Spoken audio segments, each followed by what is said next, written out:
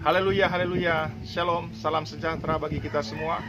Selamat datang dalam pelayanan Infinity Ministry dalam program motivasi dan inspirasi.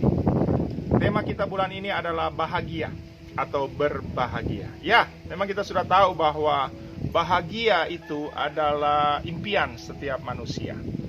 Dan kita sudah dengar khotbah kemarin dan 2 hari yang lalu juga bahwa bahagia yang sebenarnya bukan ditentukan oleh situasi di luar kita, tetapi itu sebenarnya sumbernya dari dalam kita. Itulah bahagia, dan itu hanya bisa dikerjakan oleh Tuhan. Nah, saat ini saya membagikan kita suatu renungan firman Tuhan, bahwa memang dalam kehidupan percaya kita kepada Tuhan pun ada begitu banyak kali Tuhan menyatakan bagaimana supaya kita berbahagia.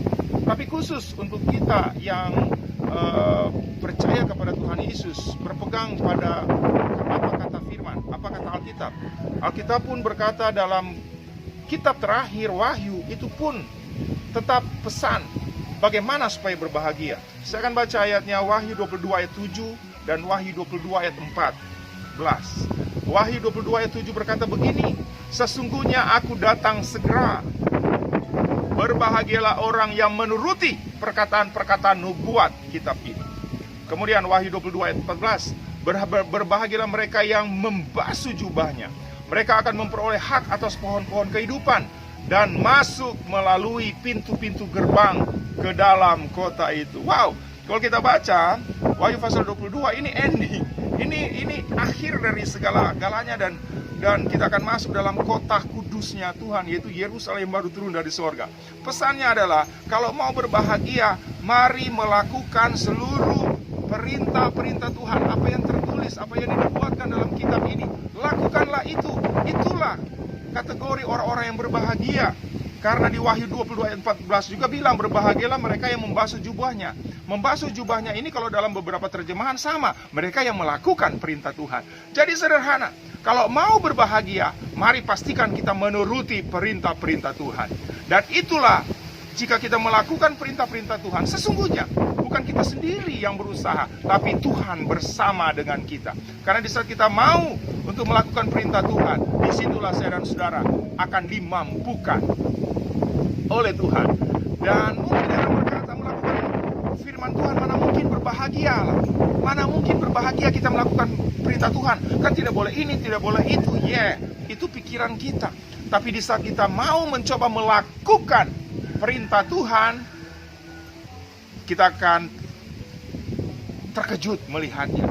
Ternyata di saat kita mau melakukannya, kita akan mengalami secara pribadi Tuhan dalam hidup kita. Dan kita akan merasakan, mengalami sendiri apa yang namanya bahagia. Bahagia yang bukan dikerjakan, ditentukan oleh situasi di luar, tapi bahagia yang muncul natur dari dalam roh dan jiwa kita. Itu hanya dapat kita alami di saat kita melakukan perintah Tuhan.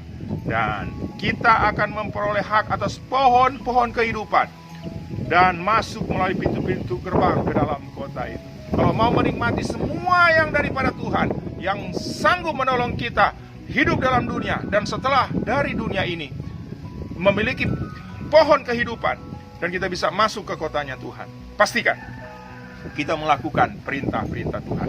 Itulah definisi orang yang berbahagia. Dan ingat kalimat terakhir ini yang saya akan ulangi, yaitu bahwa jangan pernah berkata melakukan perintah Tuhan tidak akan bahagia, karena tidak boleh ini, tidak boleh itu. Melakukan, coba saja. Bisa saya dan saudara melakukan perintah-perintah Tuhan, kita akan mengalami sendiri pengalaman bagaimana bahagia yang dari dalam itu akan terus kita alami, dan kita akan diteguhkan dari hari ke hari. Selamat berbahagia. Lakukan perintah-perintah Tuhan. Tuhan Yesus memberkati. Amin.